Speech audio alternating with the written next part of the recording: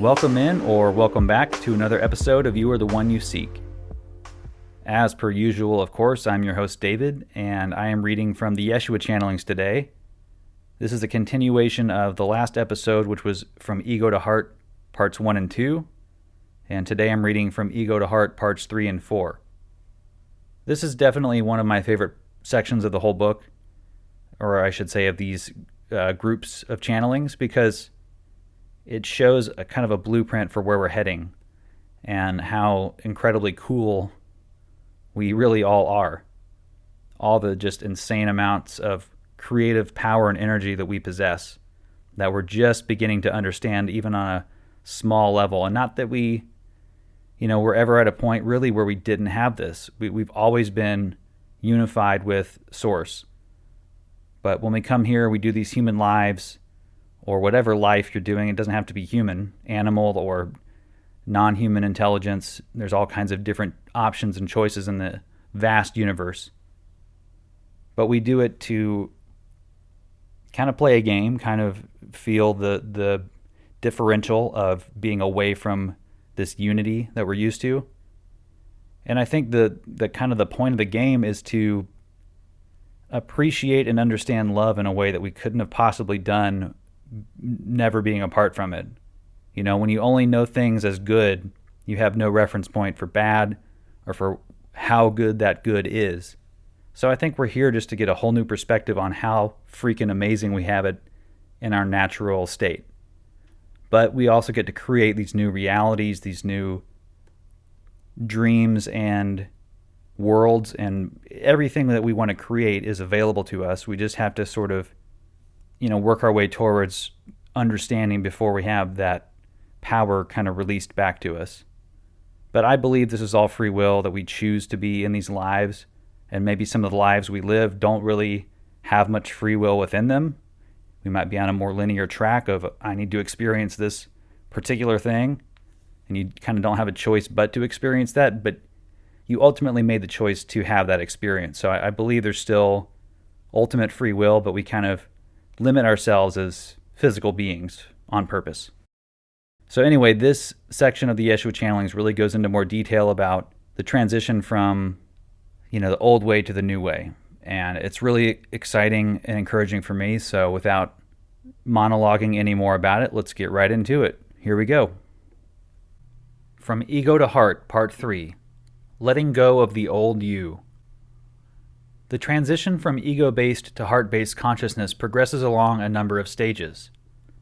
Number 1, being unsatisfied by what ego-based consciousness has to offer you, longing for something else, the beginning of the end. Number 2, becoming aware of your ties to ego-based consciousness, recognizing and releasing the emotions and thoughts that go with it, the middle of the end. Number 3, letting the old ego-based energies inside you die, throwing off the cocoon, becoming your new self, the end of the end. Number 4, the awakening of a heart-based consciousness within you, motivated by love and freedom, helping others making the transition. We will now speak of Stage 3, but before we do, we wish to point out that the transition does not take place along a straight and linear pathway. There are moments in which you may fall back to a stage you had already left behind, but such a fallback may later on lead you to a big step forward. So detours may turn out to be shortcuts. Also, every soul's spiritual path is unique and individual. So this scheme we are providing you with, of 4 different stages, should be conceived of as simply a way of highlighting some of the turning points in the process.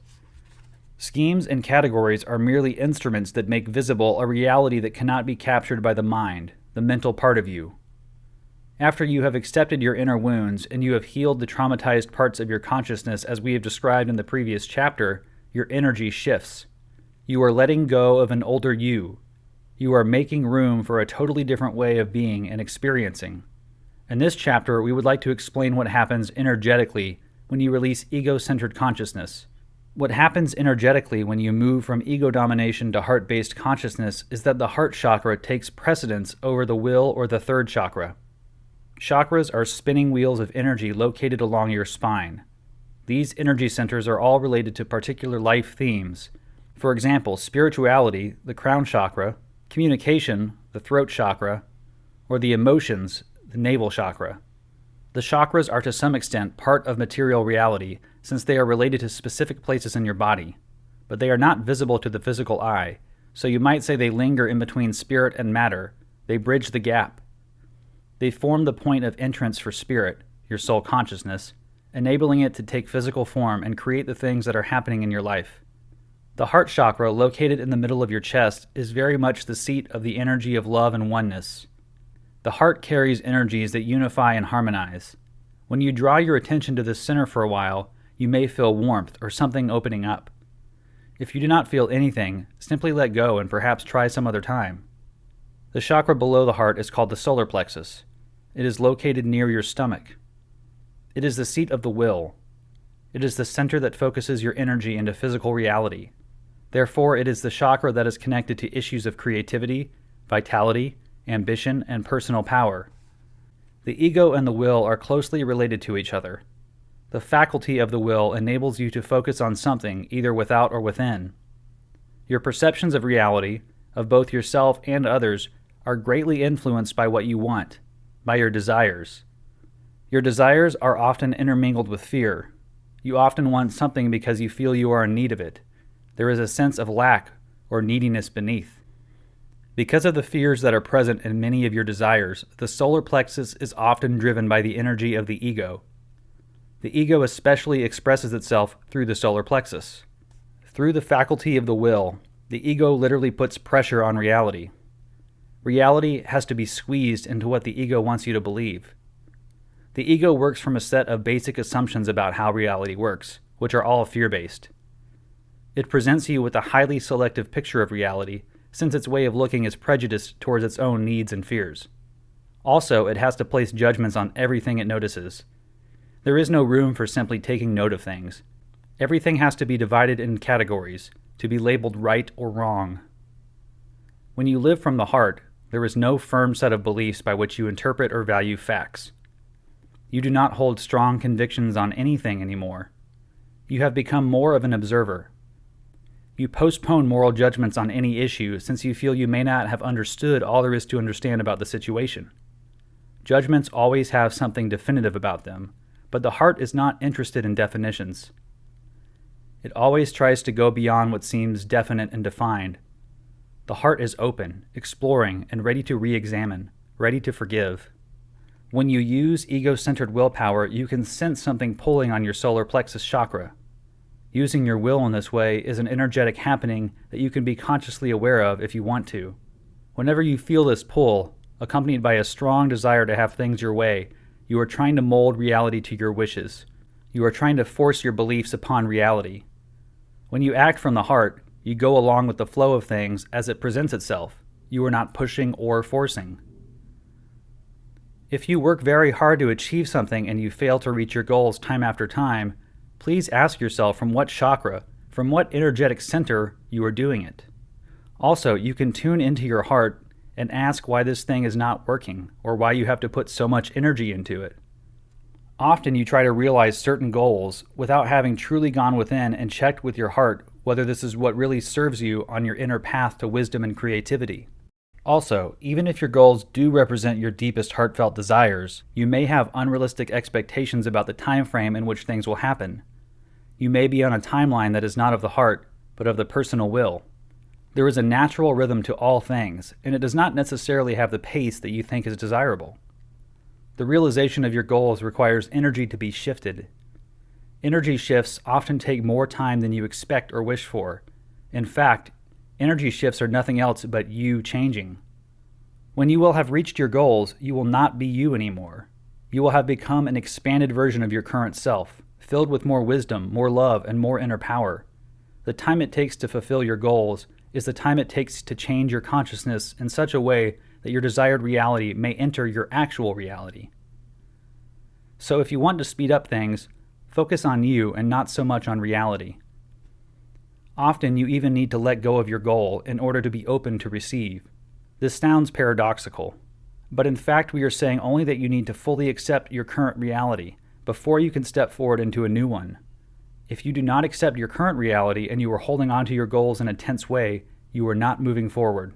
Nothing will leave your reality unless you love it. Loving it is equal to setting it free. Unless you truly embrace your current reality and accept it as your creation, it cannot leave you, for you are denying part of yourself. You are saying no to the part of you that has created this reality for you. You would like to cut this unwanted part from you and move forward. But you cannot create a more loving reality from self-hate. You cannot will yourself into a new reality by pushing unwanted parts aside. Willpower does not serve you here. What you need is to get in touch with your heart. The energies of understanding and acceptance are the true building blocks of a new and more fulfilling reality. When you interact with reality from the heart, you let reality be. You do not try to change it, you simply and carefully take note of what it is. When the heart becomes the steward of your being, the center of the will, or the solar plexus, will go along with it. The ego, the faculty of the will, will not be eliminated since it naturally serves the role of translating energy from the level of consciousness to the level of physical reality. When this translation or manifestation is guided by the heart, the energy of the will creates and flows effortlessly. No pushing or forcing is involved. That is when synchronicity occurs, a remarkable coincidence of happenings which greatly enhances the realization of your goals. It seems miraculous to you when things work together in such a way, but in fact this is what happens all the time when you create from the heart. Effortlessness is the hallmark of creating from the heart. True creativity is not based on determination and strong will, but on an open heart. Being receptive to the new and unknown is vital to being a true creator. One key to true creativity, then, is the capacity to do nothing, to withhold from doing, fixing, or focusing.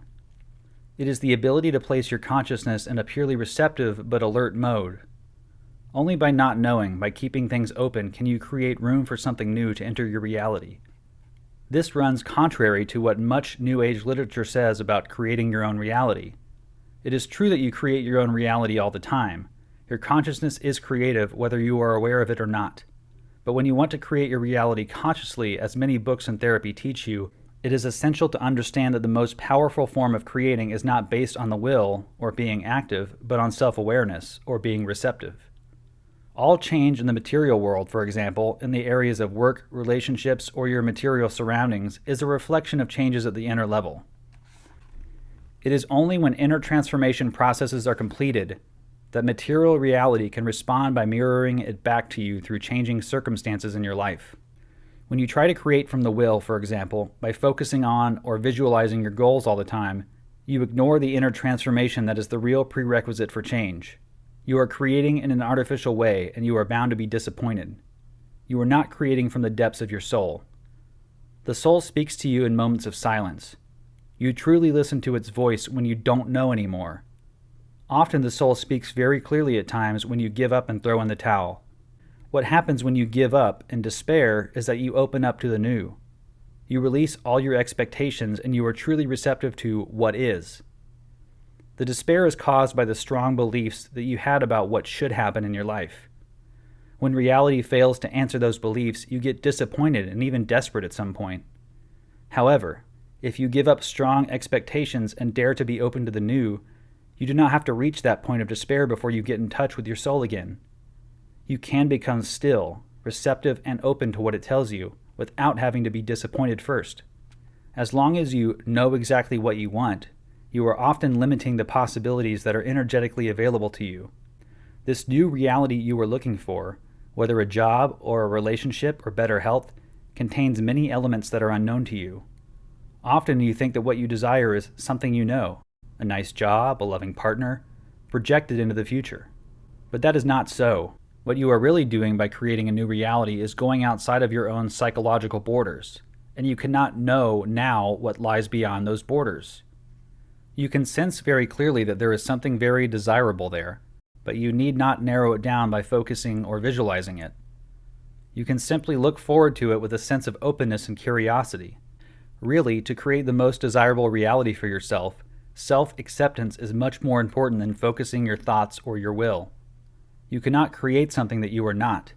You may recite mantras 1,000 times and create a lot of positive images in your mind, but as long as they do not reflect what you truly feel, for example, anger, depression, or unrest, they create nothing but confusion and doubt. I'm working so hard, but nothing happens. Self-acceptance is a form of love. Love is the biggest magnet for positive changes in your life. If you love and accept yourself for who you are, you will attract circumstances and people that reflect your self-love. It's as simple as that. Feel your own energy, all of your feelings. Feel how beautiful and sincere you are right now, in all of your struggles and sorrow. You are beautiful with all your imperfections and faults, and that is the only realization that counts. Embrace who you are. Get relaxed with yourself. Perhaps look at your many flaws with a sense of humor. Perfection is not an option, you know. It is just an illusion. Creating your reality from the heart is to recognize your light, here and now. By recognizing it, by becoming aware of it, you are sowing a seed that will grow and take shape at the physical level. When God created you as individual souls, she did not exert her will. She was simply being herself, and at some point she sensed that there was something out there worth exploring. She didn't know exactly what it was, but it did make her feel a little like falling in love. And she assumed without further ado that she was worthy of experiencing this new and inviting reality. She was also a little in love with herself. And so you took shape as individual souls, and God started to experience life through you. How this all came about, the details of the creation process, God did not really bother about. She just loved herself, and she was open to change. And those are really the only elements required for you to create your own perfect reality: self-love and a willingness to venture into the new. Adjusting to living from the heart. Creating from the heart is more powerful and requires less effort than creating from the ego. You do not have to bother about the details. You just need to be open to all there is, both inside and outside. From this openness, you may now and then sense a certain pull. You may feel drawn towards certain things. This pull is actually the quiet whisper of your heart. It is your intuition. When you act from intuition, you are being pulled instead of pushing. You do not act until you sense on the inner level that it is appropriate to act. Since you are very much used to pushing, i.e., using your will to create things, the energetic shift from ego to heart is quite challenging for you. The shift requires a tremendous slowdown. To really get in touch with the flow of your intuition, you consciously have to make an effort to not do, to let everything be. This runs counterintuitive to much that you are taught and are used to. You are very much in the habit of basing your actions upon thought and willpower. You let your thinking determine your goals, and you use your will to realize them. This is quite opposite to heart-centered creating. When you live from the heart, you listen to your heart and then act accordingly. You do not think. You listen with an alert and open awareness to what your heart is telling you. The heart speaks through your feelings, not through your mind. The voice of the heart can be best heard when you feel quiet, relaxed, and grounded. The heart shows you the way to the most loving and joyful reality for you right now. Its whispers and suggestions are not based on rational thinking. You can recognize the voice of your heart by its lightness and the note of joy in it. The lightness is there because the heart does not impose. There are no strings attached to its suggestions. Your heart self is not attached to your decisions, and it loves you whatever you do. Living from the heart does not mean you become passive or lethargic. Letting things be without labeling them right or wrong, without pushing them in one way rather than another, requires a lot of strength.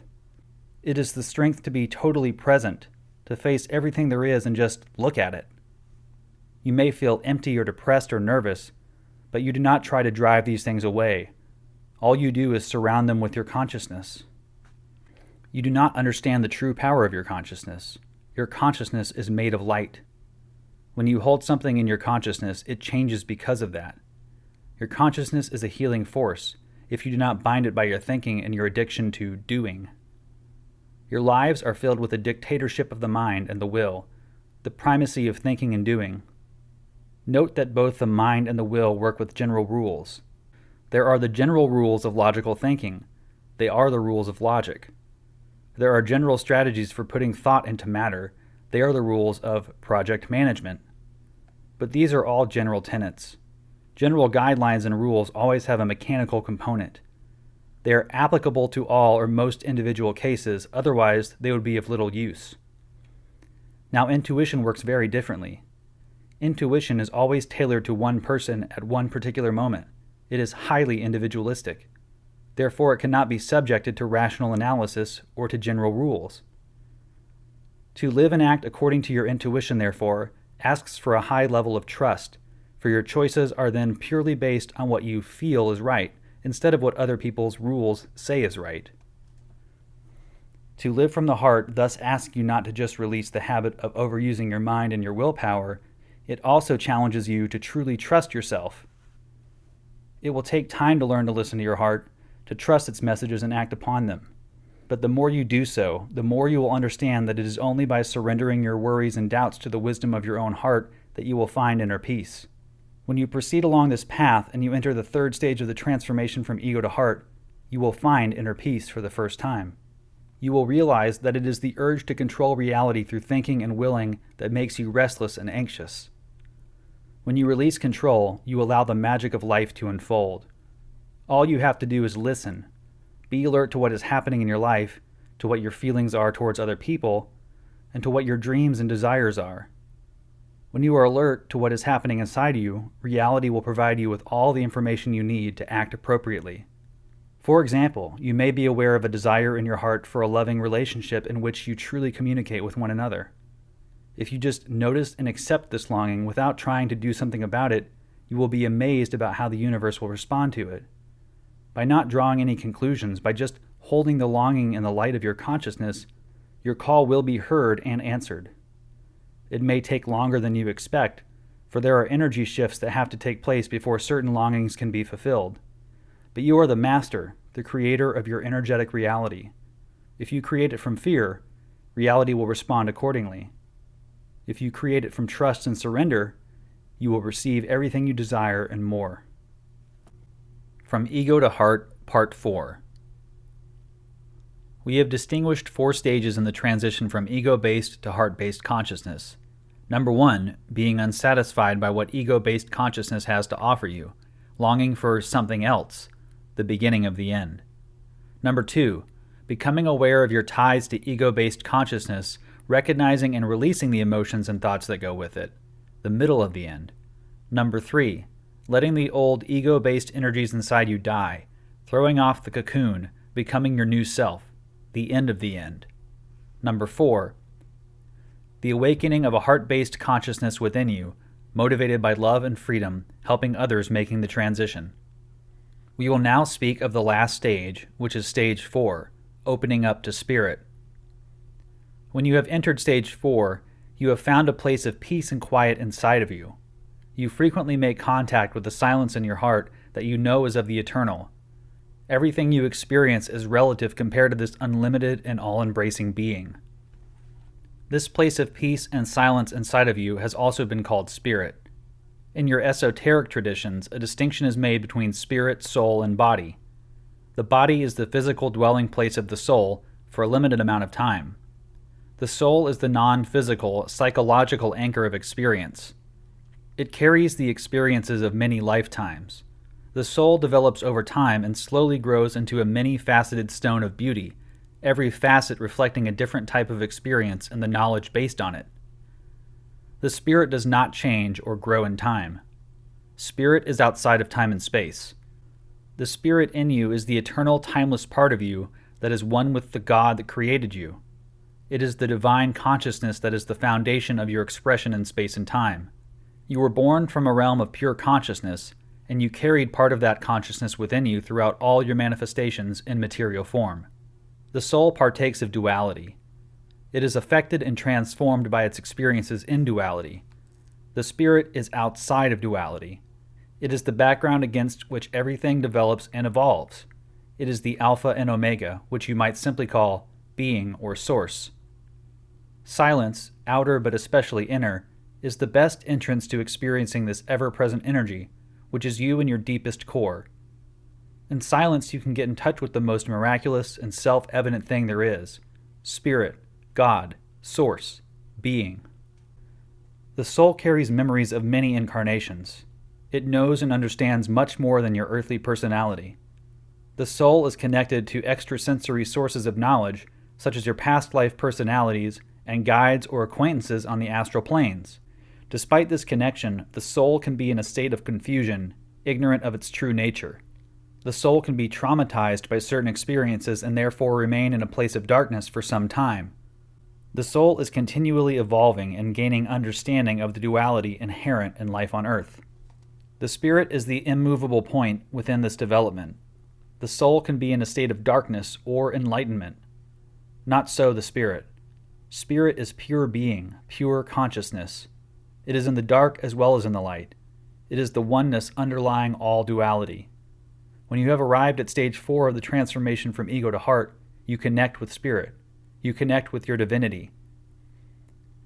Connecting with the God inside you is like being taken out of duality while remaining fully present and grounded. In this state, your consciousness is filled with a deep but quiet ecstasy, a mixture of peace and joy. You realize that you are not dependent on anything outside of you. You are free. You are truly in the world, but not of it. Connecting with the spirit inside of you is not something that happens once and for all.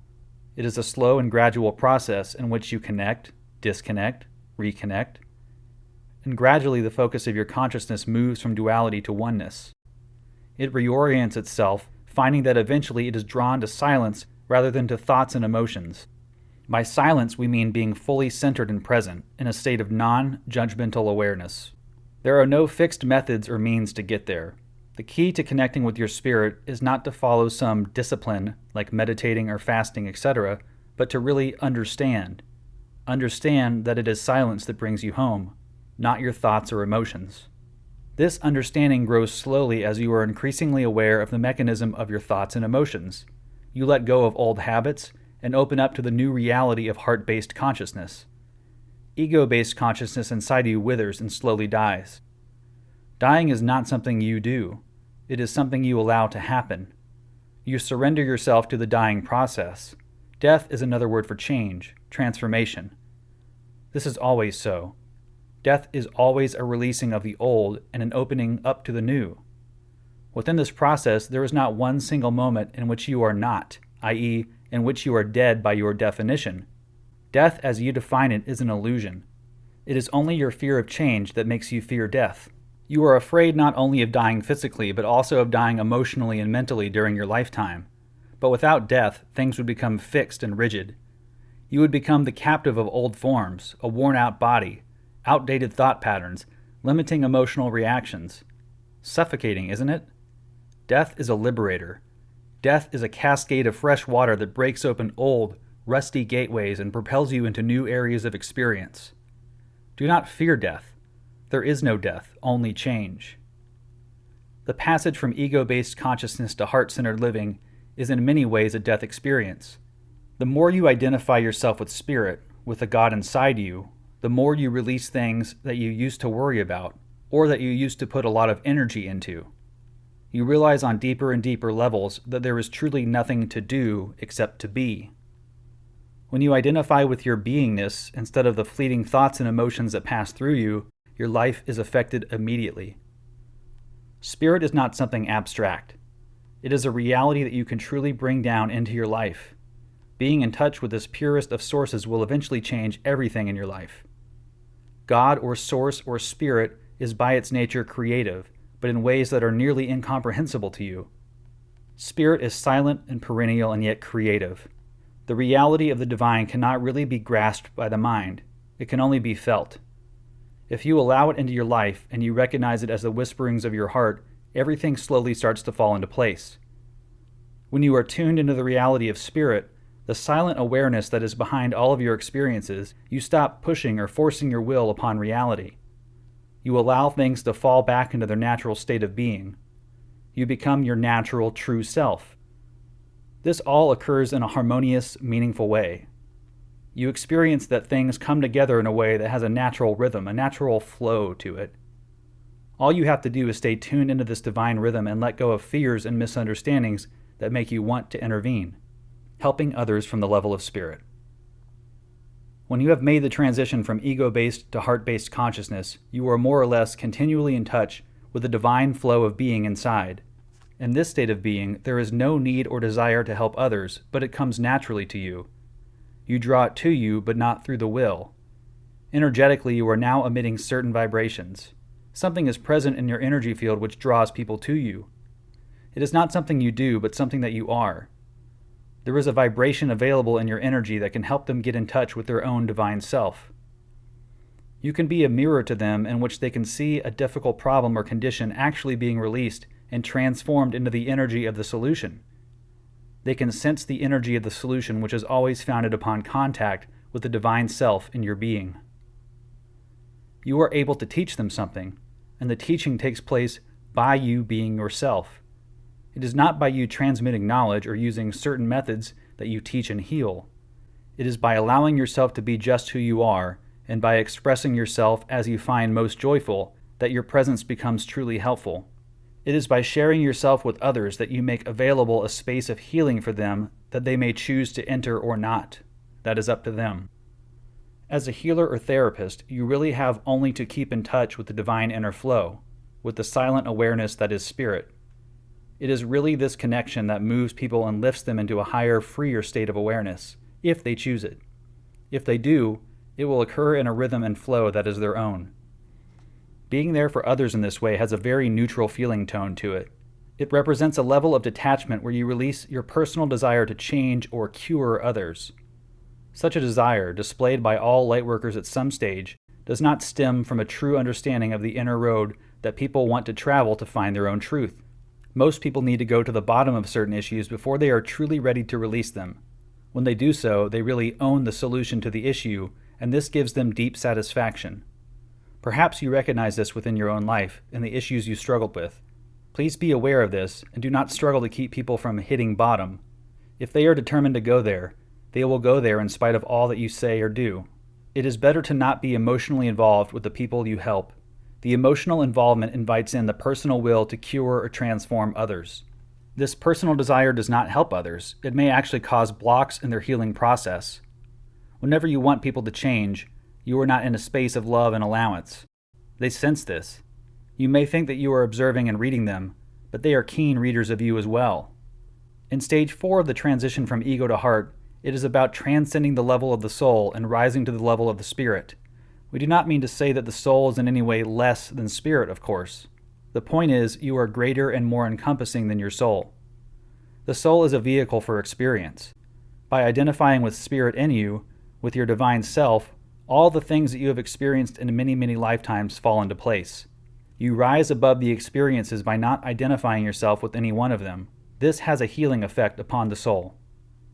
End of chapter. All right, so that is the end of From Ego to Heart, which is one of my favorite sections from the Lightworker Series, as I mentioned. And I really think that this is all kind of happening on a pace that's a little more rapid than most of us probably expect. But I know that's sort of the hubris of humanity as well, to go, well, certainly it's going to happen in my lifetime, the big thing. That's kind of a fallacy, I guess, that's gone from generation to generation, and many people have made predictions and dates and been wrong multiple times. And, I definitely don't want to be one of those people who tells you this is going to happen at this time, because I think I understand now on some level that the future isn't really fixed. It's going a certain direction, but we still have choices within it that can mold and influence the way things actually pan out. So that's why I feel like I hear from channelers, whether it be Yeshua or angels or whatever, there's a theme of it's happening soon, but it's really up to the collective for when. Yes, astrologically, there are going to be kind of energies that are pulling and pushing, and we kind of have to lean into those or ignore them, but they're going to affect us either way. So they're sort of facilitating this whole this transition, but ultimately it has to be our free will to choose to embrace, this concept that we're beyond these human shells.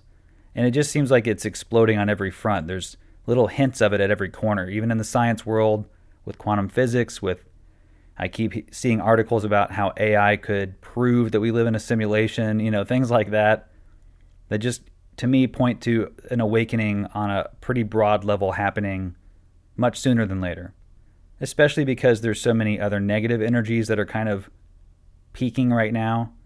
And I don't believe they're meant to last. I believe that they're a last gasp of the ego before we move into this heart-based living. So it's going to look really scary for the next several months, especially if you're in a hotbed of political discord or societal discord. It feels like a bit of both in America in many spots, especially the South. So I have that element of fear and need to escape, but all of my family's here, and there seems to be some sort of reason I've been here this long, and maybe there isn't. Maybe I'm meant to move to a mountainous region and avoid some of the coming flooding or whatever. But you know what? I've also been letting go of that, just like that I need to protect this mortal life so dearly. Yeshua does mention this in the channelings, how we're not, life is meant to be sparkling and alive, and what we've done is turn it into a survival trip, because that's kind of what that sort of was what was baked into it, let's be fair. It's not like we had all this paradise in front of us and we just chose rugged survivalism. It's because we were born into an earth that was dealing with the heavy energy of ego and competition and slavery, and we have been immersed in that. So it hasn't been easy to just thrive and sparkle and enjoy life, because there's so many forces trying to crush that, trying to oppress everything other. So, but again, can you imagine how much more beautiful and incredible it's going to be to move into a space of the heart where we're truly looking out for each other in unity and love, and we're healing ourselves. But look, I don't want to start speculating too much here and make assumptions about what's going to happen. I just have a sort of a distinct vision in my heart of what I want to see take place and what I want to see unfold, but we're all going to find out on our own time, what's going to happen. And while there is going to be yes, unifying global things, there's also the need for an individual journey to happen within that. We're not just all like sheep waiting for a master to come along and tell us what to do. We are our own masters. We are that which we seek. This isn't really much harder than that in terms of concept, but the hard part is really wrapping our heads around, I'm actually worthy of the love that I want to give the rest of the world. That's something I've heard consistently now from people I've spoken with recently. There is, I don't know if I can use her name, so I'll just say somebody I've been emailing with who is an author, and she really was encouraging me again to seek out that self-love first, because she was looking at my astrological chart and saying, you clearly want to serve people. You have all the energetic alignments to be in service. Most of my jobs have been customer service.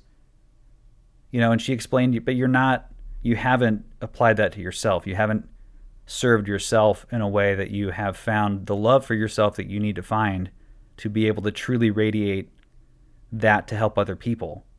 So I want to help all these other people, but I haven't helped myself first. And it's the same scenario I've mentioned before on the podcast, where if you don't put the oxygen mask on yourself first, everyone else is screwed anyway. So it's so hard to do that and not feel like an egomaniac, right? The world tells you, if you love yourself and focus on yourself, you're a narcissist, right?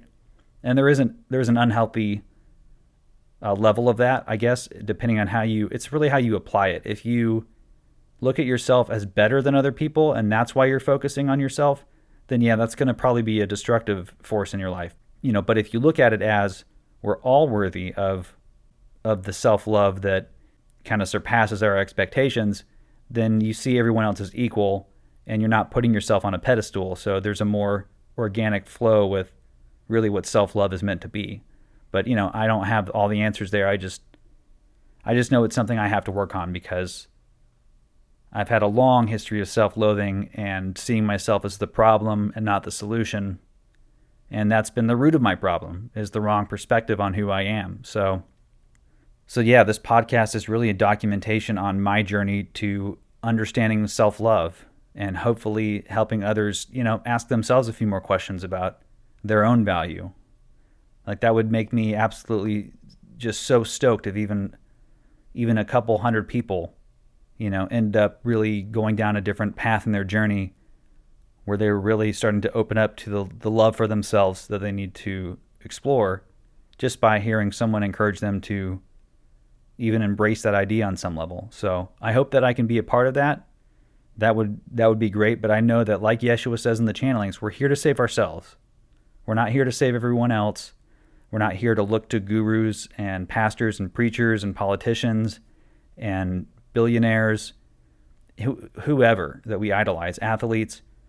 We're supposed to turn all of that enamorment inwards and go, oh my God, what if What if I'm just as cool and just as worthy as all these other people who tangibly seem to do different things that, garner them some level of praise from the collective? But what if I have those same magical gifts and, powers inside of me? What if I'm no less than any of these people?